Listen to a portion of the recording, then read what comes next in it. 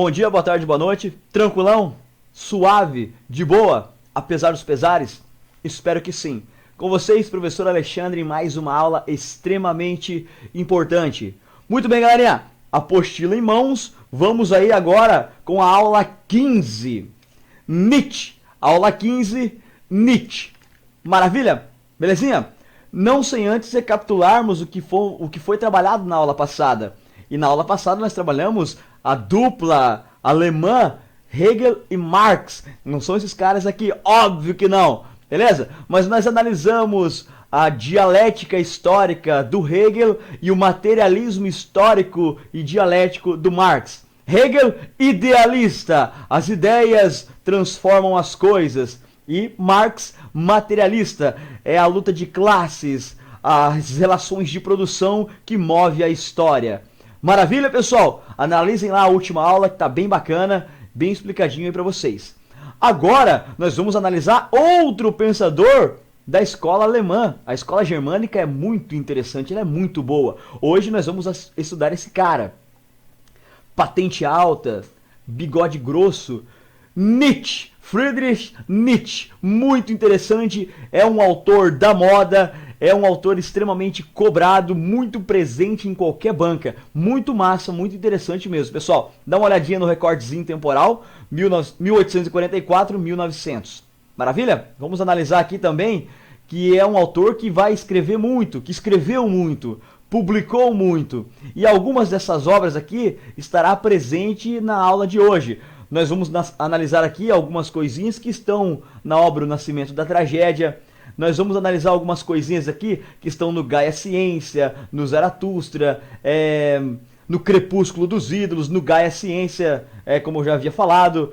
Enfim, pessoal, são várias obras aí que nós vamos... Na Genealogia da Moral. Então, são várias obras que estarão presentes com alguma coisinha na aulinha nossa de hoje aqui. Muito bem? Muito interessante ler Nietzsche. Tranquilão? Fica aí a dica para vocês. São obras muito boas, muito interessantes mesmo. Começando aqui então, pessoal. O Nietzsche.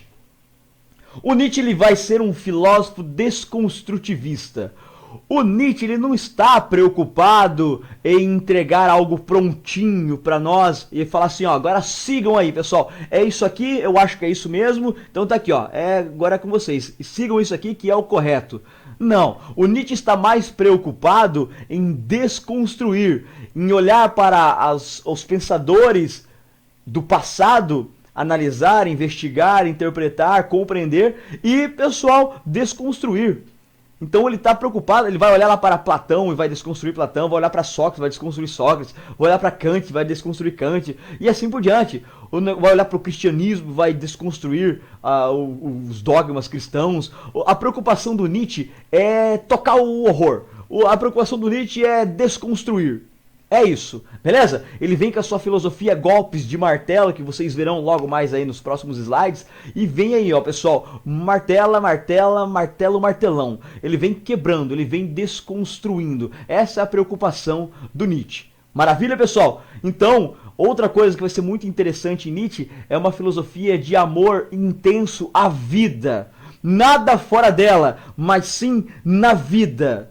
Nada, pessoal, depois dela, nada além dela. É um amor, é uma intensidade de se viver a cada instante de vida, pulsar vida, valorizar a vida aqui e agora. Maravilha? Vocês já vão entender isso logo mais à frente. Então, fazendo uma filosofia desconstrutivista, ele estará, pessoal, fazendo críticas à filosofia ocidental, ele vai fazer críticas à cultura ocidental, as políticas ocidentais e assim por diante. Então, ele fará uma crítica radical a tudo que já foi pensado, que desvalorizam a vida no aqui e que fixam suas vidas em algo fora dela, em algo depois dela. Isso o Nietzsche vai achar terrível. Tranquilão? Então, uma filosofia desconstrutivista. Seguindo, pessoal, vamos lá aprofundando agora de fato. O Nietzsche ali no século XIX, pessoal, ele vai analisar a sociedade de seu tempo e vai falar o seguinte: cara, como as pessoas desse tempo, como as pessoas dessa época são fracas, como as pessoas dessa época desistem fácil, são fraquinhas, não conseguem tocar nada adiante, desistem na primeira adversidade, são muito fracas mentalmente, psicologicamente. Mas não é possível que tenha sido sempre assim. Em algum momento essa humanidade deve ter sido forte. E alguma coisa aconteceu que iniciou a decadência da humanidade. Não é possível que tenha sido sempre assim. Essa frouxidão, essa pequenez. Não é possível. Então Nietzsche começa a fazer uma análise histórica. Ele vai fazer uma investigação histórica e tentar identificar alguém que deu início à decadência do ser humano. Sabe, vivemos como gados, não sabemos fazer nada por nós mesmos, guiamos nossa vida por meio do que outros pensam, religiões, políticas, prendemos nossas vidas em coisas que estão fora dela. Nietzsche vai dizer, não é possível que tenha sido sempre assim. Em algum momento alguém esculhambou com tudo. Porque para o Nietzsche, para sermos seres fortes, precisamos conhecer os dois lados da realidade. Prestem muita atenção aqui que isso aqui já caiu em bancas, beleza? Nietzsche entende que, para sermos seres fortes, precisamos conhecer os dois lados da realidade, precisamos conhecer os extremos, precisamos conhecer os opostos. E ele vai batizar esses lados da realidade de apolíneo e dionisíaco. O lado da ordem, o lado da razão e o lado da emoção. O lado apolíneo é o lado da razão, é o lado da ordem, da medida, do equilíbrio, da serenidade. Ele vai chamar de apolíneo em homenagem ao deus Apolo, o deus da beleza, o deus da ordem, da mansidão. Então, o lado apolíneo. Então, a realidade tem esse lado, o apolíneo, a ordem, a razão. Mas também tem o seu oposto, que ele vai chamar de dionisíaco, em homenagem ao deus Dionísio, o deus do vinho, o deus da bebedeira, o deus da bagunça, o deus da festa. E esse lado dionisíaco tem como características a emoção, a paixão, o caos, a desmesura, os excessos. E Nietzsche vai dizer, cara, para sermos seres fortes, nós temos que sim, viver uma vida organizada, valorizar a ordem, sim, mas também conhecer o caos, também conhecer as paixões, as desmesuras, o transbordamento.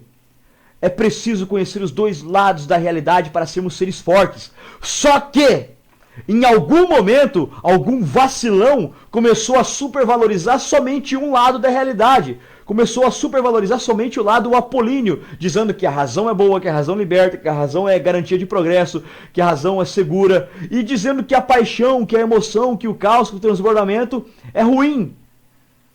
Então isso está errado.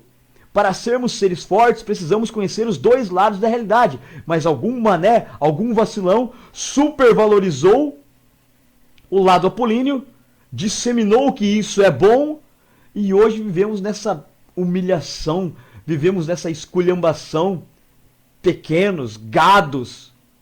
Então, na sua genealogia da moral, ele vai iniciar a investigação histórica. Quem começou a esculhambar com a humanidade? Quem começou aí quem deu início à decadência da humanidade? E aí ele vai, pessoal, ele vai percorrendo. Ele começa lá com os pré-socráticos e vai dizer, não, os pré-socráticos não, cara, os caras apavoraram, cara. Os caras eram intensos, os caras começaram a deixar as explicações mitológicas, fantasiosas de lado e começaram a olhar o mundo com olhos mais racionais, mais interessantes. Então, não, os pré-socráticos não. Aí ele vai lá para os sofistas. Ele vai dizer, não, os sofistas são massa, cara. Os sofistas, olha, cara, sem palavras. Os sofistas pulsavam vida. Os sofistas, eles não eram presos em verdades absolutas. Os sofistas, eles argumentavam. A retórica deles era maravilhosa. Os caras pulsavam vida, vibravam na vida. Então, não foram os sofistas também, não. Aí ele vai identificar em Sócrates. Ele vai dizer que Sócrates foi o primeiro ser que começou a esculhambar com a humanidade. Se essa pequenez que vivemos hoje tem um culpado histórico, Nietzsche vai dizer que primeiramente foi Sócrates. depois o cristianismo. Olha só que interessante. Ele identifica em Sócrates, porque Sócrates vem com aquelas ladainhas, temos que amar, buscar a verdade. Nós temos, a ironia maiêutica, nós temos que alcançar a verdade a qualquer custo. Jamais alcançaremos a verdade, mas temos que viver em busca dela. E a verdade. E Nietzsche vai dizer, cara, a humanidade ela é transitória, a humanidade ela é passageira, as pessoas são passageiras, tudo passa, tudo flui. E a verdade está ali parada, as sociedades mudam, se transformam, e a verdade está ali parada. Não, não pode ser assim, cara. Tudo muda, tudo se transforma, tudo passa. Por que eu vou ficar preso em algo parado, em algo estático, que é a verdade? Então, quem começou a supervalorizar o lado apolíneo na visão de Nietzsche foi Sócrates. Depois, potencializa-se essa noção com o cristianismo. Os alvos preferidos do Nietzsche são todas aquelas filosofias que fixam suas vidas em algo fora dela, em algo além dela. Sócrates falava isso, Platão falava isso. O cristianismo vive isso. E Nietzsche vai dizer, não, cara, tá tudo errado, cara, que vacilo, cara. São vocês que começaram a esculhambar com a humanidade. O Sócrates com esse discurso de amar, buscar a verdade, algo que está ali estático. E o cristianismo vindo com aquela noção de pequenez, de misericórdia. Peguem lá o sermão da montanha de Jesus Cristo, felizes os pobres de espírito, felizes os misericordiosos. Ele vai dizer, não, cara, por que eu tenho que me apequenar? Então, pessoal, ele vem achando os culpados. Sócrates e o cristianismo. Dentre outras filosofias que buscam a metafísica. Tranquilão? E ele vai mais além, pessoal. Ele vai dizer, cara, bem, mal, justo, injusto, certo, errado. Isso aí são verdades absolutas? Será mesmo que são verdades absolutas? Nietzsche vai dizer, não são verdades absolutas, não existem verdades absolutas. Esses discursos que pregam que existem verdades absolutas só são, nada mais são do que criações humanas. O homem inventou a noção de que isso é certo, isso aqui é errado, isso aqui é bom, isso aqui é mal, isso aqui é justo, isso aqui é injusto. Nada disso é natural, é tudo artificial, inventado, criado pelo homem. Serviu apenas para frear a vida, para limitar o instinto da vida humana. Entende? O homem tá ali, ó, pulsando vida, vibrando. Aí chega alguém e fala assim, não, isso aí não pode, é mal. E o cara vai e não faz. Mal baseado em quê? Mal para quem? Faça isso que é bom. Bom para quem? Ó, já puxou o freio de mão da vida, do instinto, da moral natural de cada ser humano. Aí o cara tá lá vibrando, pulsando vida. Aí chega o cara e fala assim, não, isso é injusto. Não, não pode fazer. Que? Nada disso é natural, são tudo criações humanas, artificiais, inventadas pelo ser humano para frear a vida. E essas morais, ou seja, essas ações, esse conjunto de moralidade que Sócrates, Platão e o cristianismo inventou, elaborou, criou, construiu e refletiu na moral do escravo. O nosso camarada Nietzsche vai dizer que existem dois conjuntos de moralidade hoje. A moral que ele vai chamar de moral de escravo, o rebanho, que é uma moral decadente, lamentável, e a moral de senhor, a moral aristocrática, a moral ali de patrício, e a moral dos plebeus aí, dos fracos. Pessoal, aquele que segue aquele lema, que fixa sua vida em algo fora dela, que sempre busca a piedade, a caridade, o perdão, a compaixão, ele vai dizer, cara, gado, são tudo gado, faz parte do rebanho. Alguém algum dia discursou, inventou um discurso aleatório, artificial, e uma galera seguiu. Moral de escravo, rebanho, gado. Quem disse que eu preciso me apequenar para conquistar coisas grandes? Para que eu tenho que ser misericordioso, piedoso, ter compaixão para conquistar algo grande? Por que eu não posso potencializar minha vida aqui e agora e viver numa moral de Senhor? Ser alegre, criativo, afirmar a minha vida em cada instante dela. Por que eu tenho que me apequenar? Por que eu tenho que amarrar minha vida em algo fora dela? Por que eu tenho que seguir esse conjunto de moralidade que inventaram do nada com o propósito de alcançar alguma coisa boa depois que eu morrer?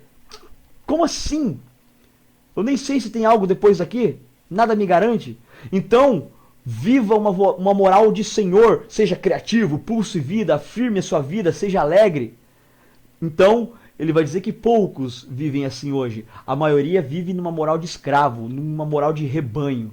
Beleza? Tranquilão, galerinha? Então, percebam que Sócrates, na sua genealogia da moral, identifica Sócrates e o cristianismo como os alvos que começaram, que deram início à decadência da humanidade. E aqui vai um conceito muito interessante, que é o conceito de niilismo.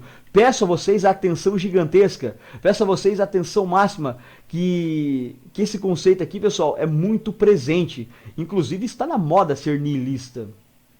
Presta atenção, pessoal. Niilismo. Niilismo vem de nihil. Nihil significa nada. Repito, nihil, niilismo significa nada. Quem é o niilista? Niilista é aquela pessoa desapegada, entende? É aquela pessoa que é desapegada de religiões, desapegada de políticas e assim por diante. Entende? É uma pessoa descolada. Inclusive está na moda ser niilista em tempos contemporâneos. Várias propostas religiosas já surgiram, mas deu problema, deu guerra. Várias propostas políticas e nada de solução. Então as pessoas hoje estão bem desencantadas, bem desiludidas, bem descrentes e abraçam a filosofia nihilista, ou seja, desapego de política, desapego de religião e assim por diante. Tranquilão? Porém, Nietzsche pega essa mesma palavra, niilismo, e inverte o seu significado. Se você pegar o seu dicionário, dar um Google aí e colocar ali niilismo, significado, vai aparecer ali. Niilismo é ausência de valores. Ausência de valores políticos, valores religiosos e assim por diante. Só que existe o niilismo fora do Nietzsche e o niilismo em Nietzsche. Porque Nietzsche pega essa mesma palavra, como eu falei para vocês, e inverte o seu significado. Niilismo em Nietzsche significa existência de valores. Então cuidado, quando vocês forem fazer alguma questão que envolva niilismo, analisem bem no enunciado se está falando da filosofia nihilista num sentido geral ou do niilismo nietzschiano. Cuidado, num sentido geral é ausência de valores. Em Nietzsche, existência de valores. Beleza? Ou seja, o niilismo nietzschiano é aquela pessoa pautada em valores, apegada a valores. E ela, quando se apega em valores, ela nega a sua própria liberdade, porque existe um discurso maior que ela, negando sua liberdade, negando suas pulsões, negando seus desejos. E negou os desejos para Nietzsche é negar a própria vida, entende? Pessoal, vou dar um exemplo aqui para vocês. Vamos imaginar que eu estou aqui de boa, beleza? Tranquilão. Aí batem palma aqui, eu saio ali fora e tem uns camaradas meus ali. Falo assim, ô Alexandre, tem jogo sábado, um joguinho aí, um futsalzinho sábado, contra o mesmo time da semana passada, que a gente perdeu. Daí eu tô ajeitando aqui um timinho melhor pra gente jogar com eles de novo ali e tentar ganhar, né, cara? Falei, fechou, cara, bora jogar, bora sim. Faz um time massa aí, cara, porque foi embaçada a derrota pros caras semana passada. E ó, na moral mesmo, vamos fazer valer uma por cabeça e o horário. Fechou? Pescoço é canela. Quando que é o jogo mesmo? É sábado. Putz, cara, sábado não dá, cara. Minha religião não permite. Nihilista! Nietzsche vai dizer, nihilista! Está aí, ó, pautado em valores, no caso religiosos. Está aí, ó, negando a sua liberdade natural em nome de um discurso religioso inventado, criado pelo ser humano de maneira aleatória em algum momento. Entende? Isso não é natural, é algo artificial. Aí, ó, está negando as suas pulsões, porque você está aí, ó, vibrando, querendo jogar uma bolinha para vencer os caras que ganharam de vocês semana passada. Está aí, ó, com desejo de jogar, com desejo de vencer. Mas negou os desejos, negou as pulsões, negou a própria vida em algo que está fora dela. Nihilista. Nihilista. Prendeu sua vida num nada. Isso é decadente, isso é lamentável. Exemplos ao infinito. Vamos imaginar que eu sou um petista e aí me chamam para ir numa reunião do PSDB. Vai ter uma galera, vai ter até uns comes e bebes lá, opa, comida na faixa, por que eu não vou ir? Só que se o meu partido descobrir que eu estou numa reuniãozinha do PSDB, os caras me arrebentam. Nihilista, você tá querendo ir comer lá uma comidinha na faixa, ver os camarada, mas não vai porque pertence a um outro partido. Nihilista, prendeu sua vida num nada, no caso agora político, em um discurso artificial, inventado, elaborado de maneira aleatória por alguém em algum momento. Nada disso é natural, é tudo artificial. Está negando a liberdade de você ir onde você quiser ir. Está negando as pulsões, os desejos, negando a própria vida em algo fora dela. Então Nietzsche vai dizer que o niilismo é o símbolo da decadência humana. Discursos são implantados na sociedade e os escravos, o rebanho, o gado, segue cegamente. Nihilistas, prendendo suas vidas em nada, seguindo filosofias, seguindo ideologias, seguindo religiões e assim por diante. Nihilistas, fracos, gado, rebanho.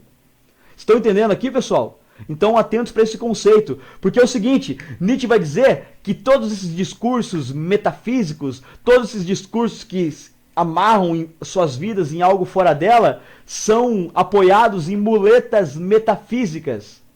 Muletas, pessoal, muletas. São apoios metafísicos. Não estou vendo, não é sólido, não é palpável. São muletas ilusórias. Na verdade, você está prendendo, apoiando sua vida num nada. O que é a religião? O que é as ideologias políticas? Os discursos econômicos? Nada. São um conjunto de nada.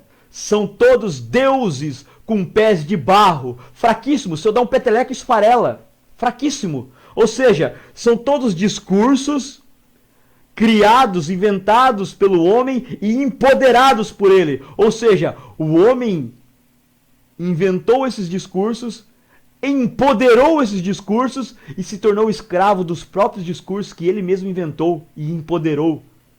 E esqueceu que quem manda é ele e não o discurso que ele mesmo inventou. Todos esses discursos limitam a vida. Ele fala isso lá na obra Crepúsculo dos Ídolos, que é uma obra muito massa. Ele diz o seguinte: o homem inventou o ideal, pois não suporta viver o real. Porque é muito mais tranquilo, né, eu justificar a minha fraqueza, justificar o meu fracasso, tendo esperança em algo fora daqui. Tá ruim aqui, tá lamentável, tá uma desgraça total, eu sou um fracassado, mas tudo ficará bem depois daqui. Entende? O cara fica amarrado num discurso de esperança após a morte. Fraco, gado, se mexe, cara. Você tem potência, ame a vida, dá um jeito. Você consegue. Deixe de lado esses discursos metafísicos, esses deuses de pés de barro. Abandona isso. E seja potente. E viva a sua vida intensamente. Você consegue. Só que você está limitado por esses discursos que você segue. Esses discursos que prendem suas vidas em algo fora dela. Tudo isso serve para limitar a vida. Entende? Então, deixe o ideal de lado e vai buscar e viver o real. É isso que Nietzsche vem dizendo. Tranquilão? São discursos que servem para afrouxar a vida. São discursos que servem para apequenar a vida. Justificando fracassos, justificando tragédias em algo fora da vida. Isso é lamentável. O que Sócrates fez, o que o cristianismo fez, é o nascimento da tragédia, a tragédia humana. Pessoas fracas, gado, rebanho, nasceram com esses discursos metafísicos que Sócrates, Platão e o cristianismo inventou. Beleza? Tranquilão? E aí é o seguinte, quando você percebe isso, que o que você tem que viver é o real, e que tudo que tem aí, pessoal, de discursos, são muletas metafísicas, são coisas que servem para nos enganar, você percebe que o real é o que vale a pena. E quando você percebe isso, Deus estará morto. Olha que interessante isso, pessoal, a famosa frase Deus está morto, proferida pela primeira vez na obra Gaia Ciência, do Nietzsche. Ele fala isso em outras obras também, mas no Gaia Ciência ele manifesta pela primeira vez. Deus está morto. E aqui vai uma sacada brilhante, pessoal. Nietzsche deixa bem claro isso aqui. Não é que ele chegou lá em Deus e deu um tiro em Deus e matou Deus. Não. Essa frase diz o seguinte: Deus está morto. Mas o que ela significa? Nietzsche deixa bem claro. Se Deus existe, então ele é eterno, então não morre. Beleza? Tranquilo isso aqui, né? E se ele não existe, não tem como morrer, porque não existe. O que ele quer dizer com essa frase é o seguinte: a partir do momento que você pulsa a vida, vibra a vida, intensifica, vai, procura, se manifesta, fica despreocupado com coisas metafísicas, para que Deus? Entende? Deus é um discurso inventado em algum momento. Quando você vive, intensifica e potencializa a vida dentro da própria vida, você não vai ficar preocupado com esse discurso inventado, com esse discurso ideal que é Deus. Entende? Você simplesmente vai se virar, vai procurar e vai tentar resolver os seus problemas da melhor maneira possível, pulsando vida, vibrando vida, valorizando a vida. Então discursos como Deus e deuses não existirão mais quando as pessoas caírem na real e deixarem o ideal de lado. Quando ele fala e Deus está morto, não é somente o Deus cristão. É o Deus cristão, é o Deus islâmico, é os deuses religiosos, é o Deus político, é o Deus ideologia, é o Deus economia, entende? Porque pessoas entendem esses discursos e fazem desse discurso divinizados. E quando você cai na real que tudo isso é idealizado, inventado e empoderado pelo próprio homem, você vai passar a viver aquilo que é real e vai deixar os ideais de lado. O Deus política, o Deus ideologia, o Deus cristão, os deuses religiosos estarão todos mortos quando você começar a viver e potencializar cada instante de vida. Tranquilão? É isso que Nietzsche vem dizendo. Maravilha, pessoal? Suave? Mas e aí, Nietzsche, você fala tanto de vida, vida, amar a vida, potencializar a vida, vida, vida, vida, amar a vida, nada fora dela. Mas o que é vida? Afinal, o que é vida, Nietzsche? Vida é vontade de potência. É você ter vontade de ser cada vez mais potente. E assim por diante. Desapegado de qualquer moral vigente inventada pelo ser humano. Você pulsa instinto. É a moral natural, não a moral artificial inventada por esses discursos. Nasceu a criança aqui, ó, tá aqui na minha mão. Que ela viva a moral natural, o instinto do ser humano. Flagraram? Vida para o Nietzsche é vontade. Vontade de ser potente. E de onde que vem a vontade de potência, Nietzsche? A vontade de potência vem da vontade de potência, que vai gerar cada vez mais vontade de potência e cada vez mais vontade de ser potente, fazendo isso, fazendo aquilo outro e assim por diante.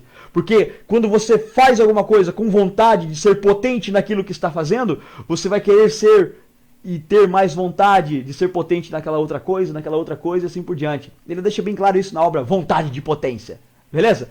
Só que é o seguinte, sempre vai ter algum vacilão, algum fraco, algum gado que vai tentar frear a sua vontade de potência.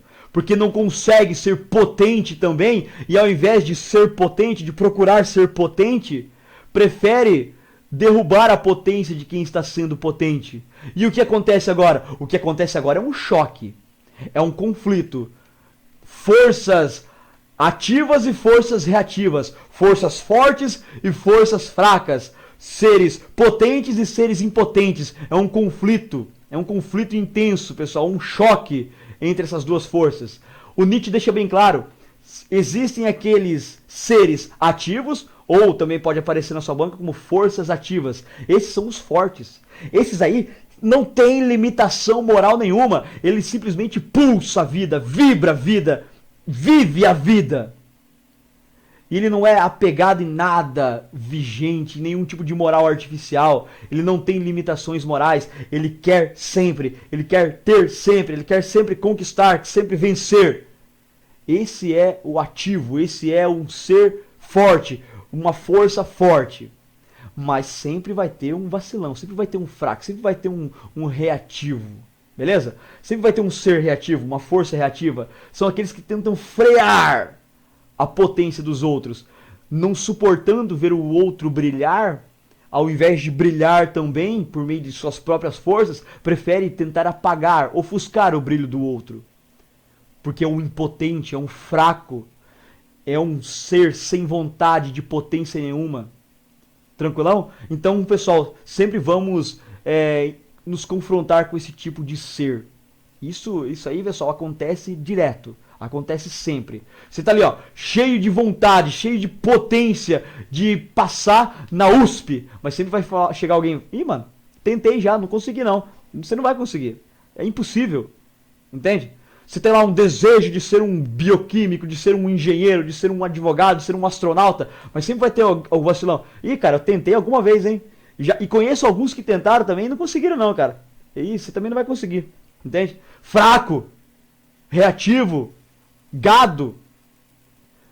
E ao invés de querer brilhar, tenta apagar o brilho do outro. Tenta tirar a potência do outro. Entenderam o esquema, pessoal? E aí é o seguinte, beleza, vida é vontade de potência, mas quem que manifesta a vontade de potência? E ele vai dizer algo que é incrível, pessoal, que está lá no conteúdo de estética. A estética em Nietzsche é muito interessante. A UniOeste cobra bastante estética, e já cobrou estética em Nietzsche. Ou seja, quem que vive a vontade de potência? O artista. Pessoal, se vida é vontade de potência, quem que vive a vontade de potência intensamente? O artista. O artista, ele vivencia a vontade de potência. Ele é a materialização da vontade de potência. Temos a arte para que a verdade não nos destrua. A arte, pessoal, a arte. O artista, ele materializa a vontade de potência. Mas quem é o artista para o Nietzsche? É só o pintor, o escultor, o músico? Não! Todo ser humano que faz da sua vida a sua própria obra de arte é um artista. Quem que é o artista para o Nietzsche? É um mecânico, que quando chega aquele maréia estourado, arregaçado, quando chega aquele Peugeot dos infernos, pessoal, com problema no motor, com problema de eletrônica ali, que é horrível, que é um inferno, ele fala assim, dá esse Peugeot pra cá, dá esse Peugeot pra cá que eu vou arregaçar agora. Agora eu vou te entregar ele funcionando. Deixa comigo, ninguém mais consegue consertar um Peugeot, mas eu consigo. E ele começa, cara, e começa a tirar as peças, e começa a analisar, e começa a investigar, e vai aos poucos recuperando aquelas peças daquele Peugeot desgraçado, entende? E ele chama o cara e fala assim, ó, tá aqui, ó, arrumei, intensifiquei cada segundo de vida nesse motor, nessas peças, está aqui, ó, meu cliente. É a arte do mecânico é consertar carros, então ele vai fazer dessa arte uma matéria-prima, ele vai fazer dessa arte uma obra-prima, algo maravilhoso. Ele vai viver, ele vai intensificar cada instante de vida quando estiver ali consertando carros. Ele é o artista da própria vida, ele é o ator principal da sua peça, que é a vida. Então é o mecânico, é o aluno, é o professor, é o gari, é todo aquele que faz da sua vida uma própria obra de arte. Fazer o que gosta é liberdade, gostar do que faz é felicidade. Enfim, pessoal, tranquilão? Entenderam? Então esse potencializa, esse materializou a vontade de potência. E quando você vive na vontade de potência, quando você vive a vontade de potência, você alcança a transvaloração. Pessoal, atentos para esse conceito. Transvaloração. O que é transvaloração? É a superação. A superação da moral vigente. Esses discursos que servem para frear a vida, esses discursos ideológicos, religiosos, políticos, econômicos, para frear a vida, você superou, você transvalorou. Você agora se transformou no super-homem.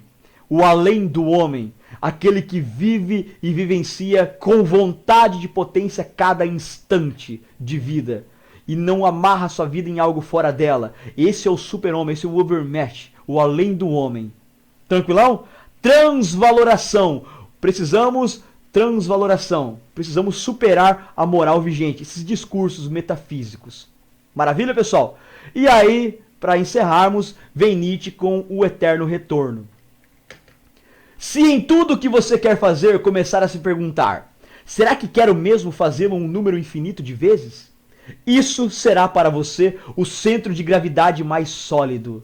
Minha doutrina ensina, viva de tal maneira que deva desejar reviver. Pessoal, Nietzsche deixa bem claro, não é fazer sempre a mesma coisa, mas é você viveu, potencializou com tanta intensidade aquele instante de vida que você pirou, que você gostou, que você curtiu demais e que você agora deseja sentir essa mesma sensação em outras atividades. Não é sempre fazer a mesma coisa, mas é desejar sentir aquela sensação gostosa que você teve quando pulsou vida, quando vibrou na vida, quando intensificou na vida.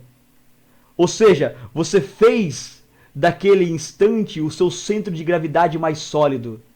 É mais ou menos assim. Vou dar um exemplo bem bizonho para vocês. Eu estou aqui com a minha girl, beleza? Eu estou aqui com ela, beleza? Estou aqui falando coisas maravilhosas para ela e ela fala assim: "Nossa, que lindo, que maravilhoso, que sensual". E vai ser assim para sempre, né? Amanhã também, né? E eu falo assim: "Não. Agora, amanhã eu não te garanto mais, porque tudo passa, tudo flui, tudo se transforma. Amanhã eu não sou a mesma pessoa. Energias foram gastas, se elas nasceram, se elas morreram.